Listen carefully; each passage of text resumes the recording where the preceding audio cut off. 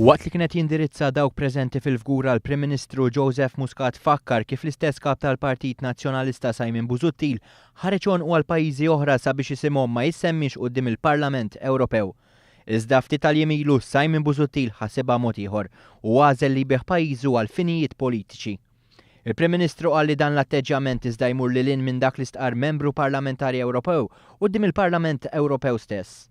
Wara li qara parti mill-intervent tal-membru parlamentari, il-Prim Ministru żvela min kien l-istess persuna. Tal-MP Bravo li qabeż għall-Ungerija fil-8 ta' Ġunju 2011 kien ċertu Dr. Simon Busuttil.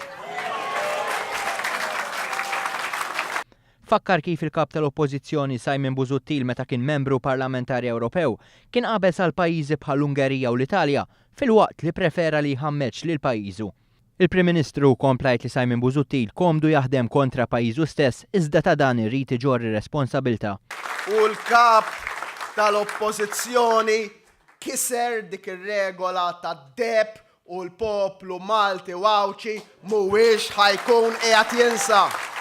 Semma l-każ tal-Kummissarju tas-Saħħa tal-Kummissjoni Ewropea Tonio Borg fejn il-Partit Laburista ma kienx taxkil biex isem Malta jimmarka pajjiż wieħed. Dwar il-programm ta' ċittadinanza b'investiment il-Prim Ministru qal li dan se jibdel wiċċ pajjiżna li se jkun preparat jinvesti għal futur fit-tul.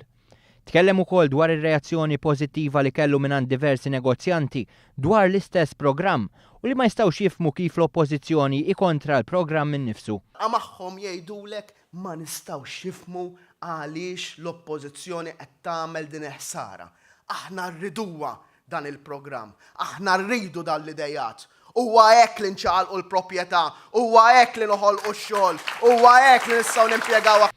Min barra l-Prim Ministru ndirizzaw lil dawk preżenti il-Ministru għas-Sigurtà u l-Intern Manuel Malija, il-kandidat għall-elezzjoni għall-Parlament Ewropew Clint Camilleri u d-deputat Laburista Anthony Agius De Celis.